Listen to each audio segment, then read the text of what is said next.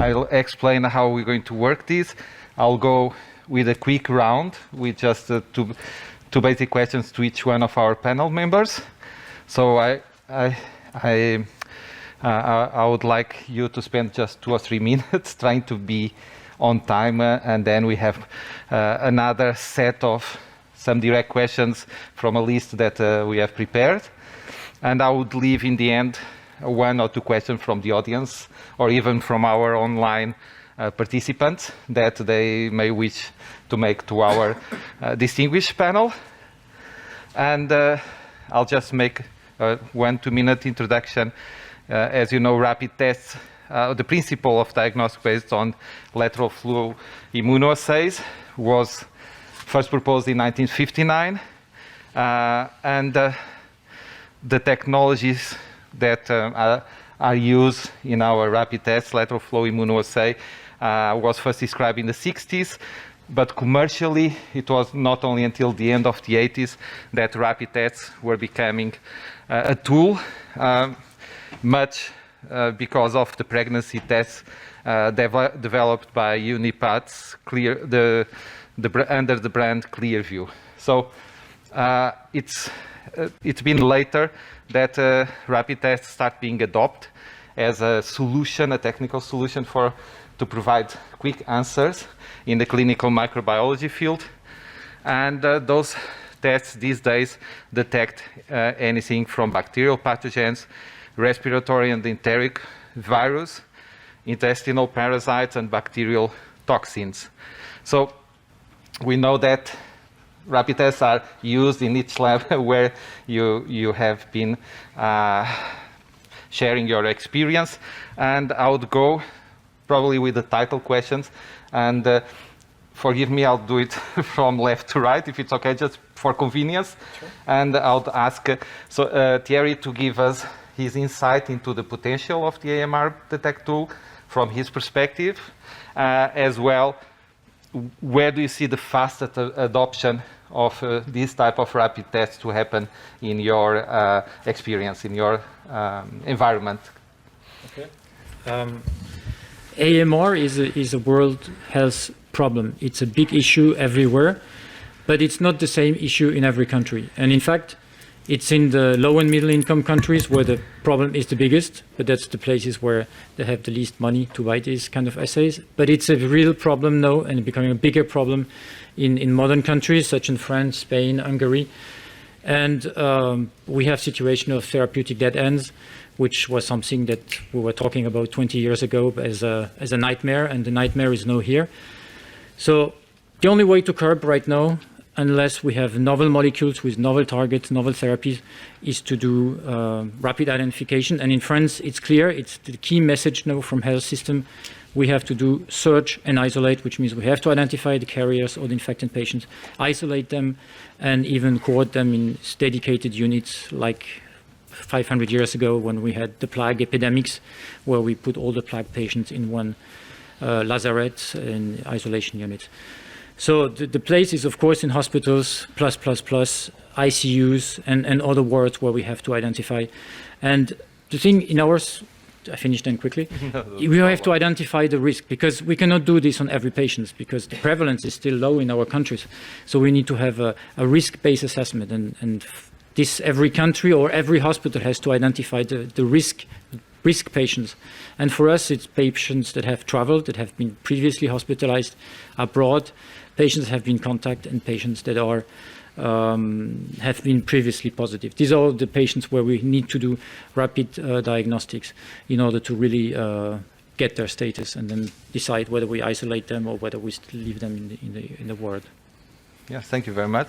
Jordi, could you comment on that? Oh, yeah, of course. I would like to be focused on what we call very severe infections. No, and mainly those are pneumonia and sepsis. If we're talking about sepsis, as Katalin showed us, we have very expensive approaches or kits that we can use directly from blood. But otherwise, what you have to wait is to wait until you have a positive blood culture. So an important idea is to think about what is the origin of this sepsis. Probably The origin of the sepsis can be either the urine, you have a urinary tract infection, pyelonephritis, and then you have a urosepsis. You have a pneumonia, and then you can have a sepsis or a bacteremia, or some kind of intestinal or intra-abdominal infection that can go, the bacteria can go to the bloodstream. So the idea is to, instead of waiting for a positive blood culture, why you don't work with the sample which can be the origin of this infection, for instance, urine. So if you play with urine and you can identify directly from urine the bacteria causing the infection, and in addition the mechanism resistant to antibiotics, if it's a Klebsiella or E. coli and so on, in 1 hour you can provide this information to the clinician, and you don't need to wait up to 6, 7, 10 hours to have the positive, the blood culture positive. So I think that that could be an interesting niche. In fact, later on, they will show us some preliminary data about the implementation of this, let's say, rapid test directly from urine in patients with potential urosepsis. No? Thank you very much. Kathleen, your experience from the Eastern European perspective? So I mentioned quite many quite expensive technologies, which of course cannot be used in my lab. Apart from, for example, some of course we use a lot of multiplex PCRs and biofilm arrays, but it's very hard to say anything else but what Thierry and Jordi said. But for me, as we try to implement this AMR detect tool in our workflow, Exactly. the main advantage was blood culture. So when the blood culture is positive and I have a gram negative on the smear, and we do the test right away, and we have many patients, neutropenic patients, for example, in the ICU, because in my hospital there is a huge center of hematology and bone marrow transplantation, and I can say right away it's an ESBL producer.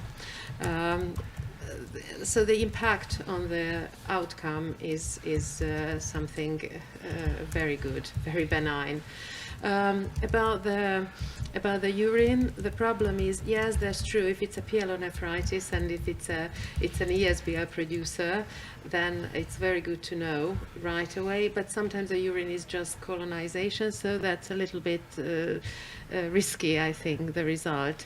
But if the patient is feverish and the patient is in a critical situation, of course I accept the result of the EMR detect tool. At least we will de-escalate if the real result is different. Thank you very much. I would like to share with you our experience in Greece, where we have plenty of carbapenemases and to a lesser extent ESBLs. So in our society, in our community, ESBLs are about 20-25% currently, let's say 25. That means that pyelonephritis cases, this is the kind of patient that mostly benefit from. All of those patients that in every emergency day of our hospital, let's say five patients may visit with pyelonephritis, all of them should be tested by the NG CTXM test. So to our experience, it was almost 100% sensitive. All these patients would benefit very much. The probability that they have carbapenemases is extremely low in our patients, so the CTXM is very much sufficient to avoid or to take carbapenem. 25% would take carbapenem, 75% would not take, would take another beta-lactam, let's say piptazo. So they would benefit very, very importantly. For the other people, for the blood cultures for the ICU, we have the vast majority of infections are gram-negative infections, the vast majority, Acinetobacter and Klebsiella. If we find the carbapenemase, in our case, in Greece, we have 4 different carbapenemases. So to distinguish which of those is present is very, very important for the ID physicians, for our colleagues, who would have to know if it is KPC, they would give avibactam. If it is VIM or NDM, they could give aztreonam with avibactam or with meropenem. So it's very, very important to know. Now, for the rectal swabs, it is again very important. We screen every week all the special units, not only the ICU, but all the units, the special units of the hospital. So I remember last week or a couple of weeks ago, we had a patient with non-carbapenem-resistant Klebsiella, but we did not have done the Carba-5 to save money, if I remember. And a professor, infectiologist, called me. It is very, very urgent. Now he has fever. Tell me the kind of carbapenemase that the carries. We had the colony. We did the Carba-5. In 10 minutes, we told him it was a KPC. So they administered very quickly Calzavic, avibactam. So in all these kind of patients, the Carba-5 for the blood culture, we have also the BCID2, the FilmArray, the BCID2 panel. But it takes €140 per sample. The other costs €18, if I remember. It is a huge difference. So it is a very simple practice. I think it is very, very, I don't know which of these options is more important, but oral important.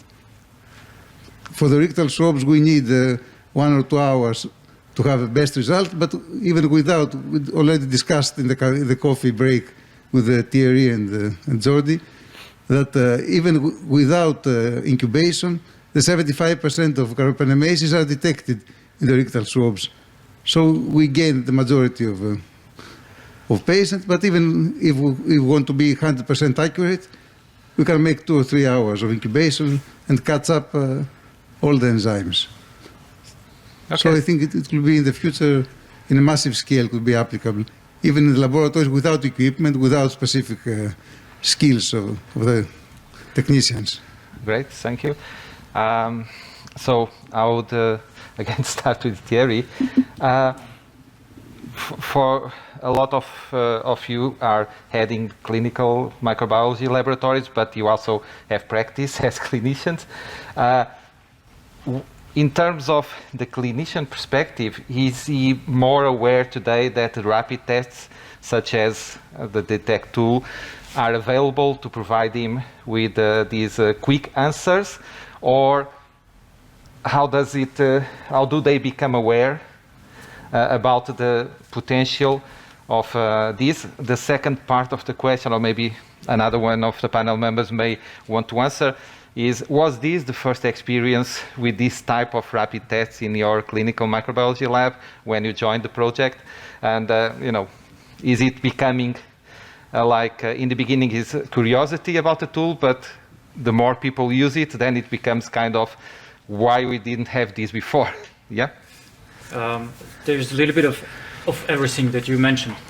Of course, if you want these tests to be used in your hospitals, you have to talk with the clinicians, because clinicians, they are part of it. At the beginning, you have to convince them that your assay is providing clinical useful results. And we are now doing for more than 5 years, systematically on every blood culture that is gram-negative, and hydrolysis test, the hydrolysis of third-generation cephalosporin. And the clinical consequence is, if it's positive, we use carbapenems. If it's negative, we can use piptazo or third-generation cephalosporins. And the clinicians, they wait for this. As soon as we call them up, we have a blood culture growing with a gram-negative bacteria. The question is it positive or negative? And they really wait now for this result. And it became in their routine. They're expecting, when we tell them it's a gram-negative blood culture, what is it? Is it third-generation cephalosporin, hydrolysis positive or negative? So we need the clinicians. We have to educate them. But at the same time, clinicians, especially ICU doctors, they go to their congresses and they have colleagues or infectious disease doctors that show them nice PCRs, such as BioFire, we heard about it, or GenMark PCRs. They cost between 150 and 200 euros a test. And of course, they say, oh, my neighbor, he used this all the time. And again, you have to slow them down a little bit, because you cannot afford doing, we get hundreds of blood cultures, and most of them are negative. So you cannot do on all the blood cultures this kind of analysis, because it would be just too costly. So you have to communicate, you have to educate a little bit your clinicians. Yeah, I think that in this sense, the stewardship team play an important role. I mean, it's and in addition, it's has been described what is mentioned at diagnostic stewardship, which in fact is that among the team constituted by microbiologists, infectious disease specialists, preventivists, and pharmacists, you can decide together what will be or what are the best methodologies to implement in your lab. In this sense, as Thierry said, once you have implemented such a rapid test to identify genetic determinants or resistant determinants, and the infection disease become they request to you when they know that is available. They request to you that please can provide me with this information. No, and in addition, this kind of very expensive rapid test, I think that if you want to implement in your lab, you have to select very well the patients in which you want to use it. Immunocompromised patients or some kind of patients that otherwise it's not cost effective. You spend a lot of money to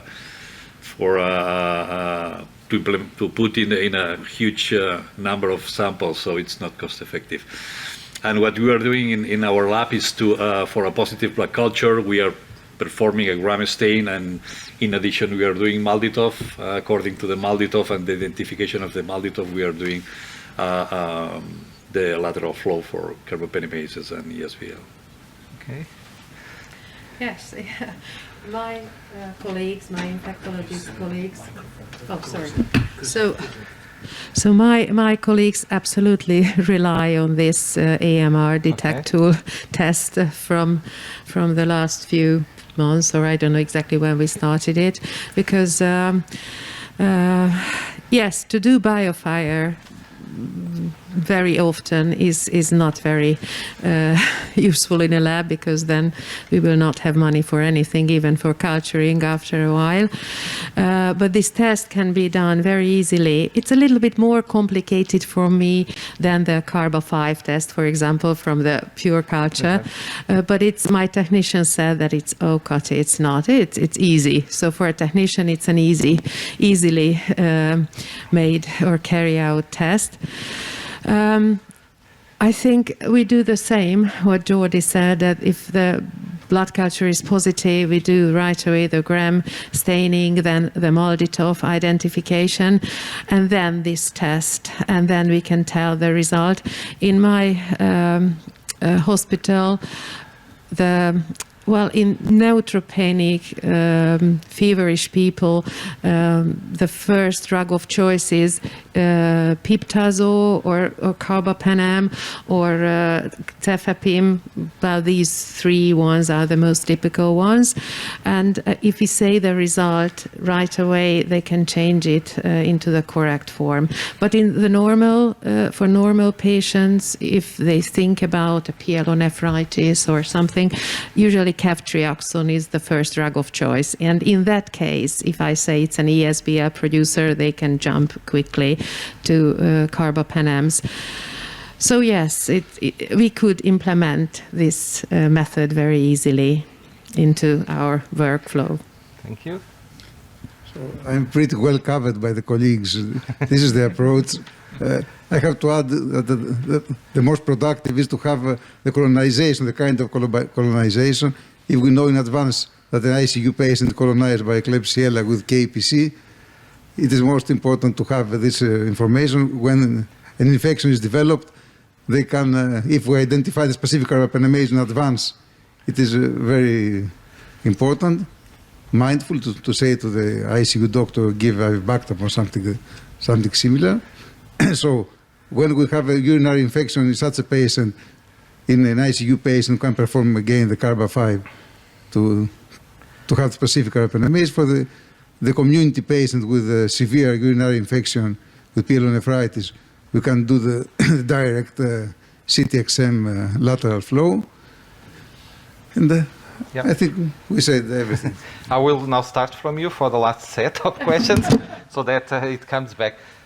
So by using the AMR detect tool, the sample preparation steps are much more easier and then standardized. Sorry. I forgot the blood culture. For sure, this is the procedure that Joe did in the Catalina. The MALDI TOF. If we need the identification, we normally need, and then the quick. When we know we have a need for more specific, more deep results, we can perform then the FilmArray, the BCID2, that is very, very informative. Okay. But So in a proportion, in a small proportion of cases, let's say 1 to 10. okay. And in this case, does your lab also does a confirmation assessment later on after the AST results or antibiogram results are achieved? Then you also run another Carba5 or another CTXM just to confirm, or is it not yet in your workflow? It depends when there is. We always perform the AST, the automated AST testing, susceptibility testing. Of course, when there is a mixed infection, another indication, we do more tests. Yeah. Kathleen, do you think that the AMR detect tool will make it easier for other rapid tests to be adopted by the microbiology lab, by the clinicians, and of course, helping to reduce the costs, the global costs that come associated with BioFire and other platforms, even though that clinicians always dream about the latest high-tech technology that they can put their hands to in terms of NGS and getting all this information. But you see that the rapid tests are now becoming established, and it will be, the more we come to the market with, the more adoption there will be. Yes, I think absolutely.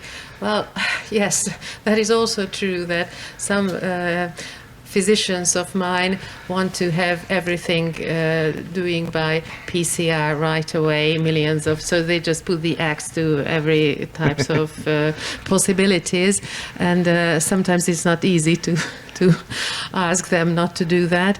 So anyway, I think yes. So, but there are some other lateral flow tests which have been used in labs. Yes. Thank God, in microbiology lab, if it's sensitive enough, because that's something quite important, sensitive enough and specific enough. Yes, I think this is a very good way. Okay. I think that inside the project that we are running, the AMR Detect Tool project, if we manage to perform the lateral flow directly from respiratory samples, that will be an important additional value, because you can detect by a rapid test Klebsiella, E. coli, or whatever, and then if you can detect the mechanism of resistance, that will be important from the clinical point of view.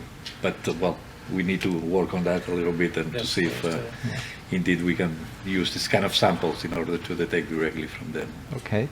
And the last question of this round will be to Thierry. And do you see that these tests will, once widely used, except in the hospital settings, may have some versions that will be used by GPs in the future? I don't know, this is a very theoretical question, but dreaming about the potential. Yeah, this is a very tough question. Thank you for asking me. Yeah, I mean, we at the National Reference Center, we receive many isolates from private labs, from community serving labs, and some of them use Carba5, but they receive they send isolates, and they need confirmation on isolates. Okay. I don't know whether they have a lot of blood cultures in community serving. They have a lot of urine, and with ESBLs, it might become interesting for them, because the prevalence in the community is now almost 6 to 10%, and this is quite an important number. For Carbas, the prevalence in community is very, very low. So for now, I mean, whenever they find one, they have the Carba-5, they confirm, and they send the isolates. And at the National Reference Center, the isolates that we receive, we ask them, have you done preliminary identification? And 3 years ago, most of the labs were saying we did Cepheid PCR on colony and it was positive for this. And now most of them say we have done Carba-5 and Carba-5 gives us, and we then do just confirmation and whole genome sequencing. Fantastic. So there is a shift towards fast diagnostics for price reasons, of course, because private labs, they don't have as much money as university hospitals have, and they have to get the price compatible with what this health insurance pays. Very good insight. I mentioned that. I think for the small laboratories, for private laboratories, the urinary infection is the commonest infection in the community. So the CTXM in Greece and in many other countries, in difference with France that has 8%, in Greece is more than 20%. Also the quinolone resistance is about 20%, and the cotrimoxazole is more than 25%. So it's very important for the small laboratories to identify the CTXM directly, because most of the doctors give the same day before the culture result, they give an antibiotic. If they give a beta-lactam, the possibility of failure is 20%, at least 20%. So it will be very important with the cost, with affordable cost, to say accurately that you may do a beta-lactam. Good. So much potential. I don't Please. know if setting up a lateral flow, combining identification of E. coli plus the presence of CTXM will be very helpful for the primary care centers, like physicians to that when they see a patient with a potential infection, urinary tract infection, just perform the same that is done with a strep A Exactly. to perform a similar rapid test to identify E. coli, which is 85% of the causes of the urinary tract infection, plus the CTXM. So thank you very much, because all of these insights are very welcome, at least from our business perspective and our teams as well, but important for people to know. To close the session, since we are already on time, I would say if someone from the audience or even online has additional questions, for the online questions I will need help from the moderators of the online. Oh, we have a lot of questions here. Yeah. So, Oriol, if you, while I'm reading these online questions, which will go immediately after. Should I start? Okay, yeah. Please. Okay, so thank you for the roundtable. I think it's very interesting. I think one important topic is rectal swabs, because from interviews and with you and surveys, I've realized that most of the screening tests are done in rectal swabs. You have numbers of 100, 200 tests per week compared to 15 or 20 tests for SBLs in blood or urine. So my question is, does the AMR Detect tool bring value in all patients where you perform rectal swabs, or just specific cases where you are in a rush, you need a rapid answer? There's one thing that you have to keep in mind. Rectal swab is for hygiene, to know the status of carrier or not. Bloodstream infections are life-threatening infections where you need to have effective antibiotic therapy. So even the numbers are lower, those are the most important samples, because you may save life by implementing a rapid antibiotic therapy. Yeah, And the other one is more important for the community, because this is the way the bacteria may spread. If you miss one carrier, then you may have an epidemic situation in the hospital. So both are important, but not for the same reasons. Yeah, I fully agree. Yep. Okay, if it's agreed, it's okay. So I will read to the panel this online question, and then ask one of you to, or Jordi, to start, or even Caroline. The question is: due to very few research and development projects in low and medium income countries for the most neglected diseases, which I believe we're talking about bacterial infections, it is common the use of large spectrum antibiotics to be given, but these this person saying that in a considerable number of cases, those large spectrum antibiotics become less and less efficient. So what is being done, what do you know that's being done globally in order to reduce this gap between high-income countries that have many tools to use and low and medium-income countries with very low availability of tools, to reduce the use of large-spectrum antibiotics and use more narrow-spectrum antibiotic therapies? I hope this is the aim of the question. Yeah, I think that there are 2 points here. The first one, we already mentioned this morning, there is a very heterogeneous spectrum of laboratories, clinical microbiology laboratories in low, medium income countries. Some of them doesn't have any facility of clinical microbiology. Other ones are the medium one, and other ones are okay. And of course, the ones that are well prepared, they can afford to implement this kind of technology in the lab. But in addition, the second point is that most of these low and middle income countries doesn't have this new, let's say, first line antibiotics such as ceftazidime, avibactam, or ceftolozane, tazobactam.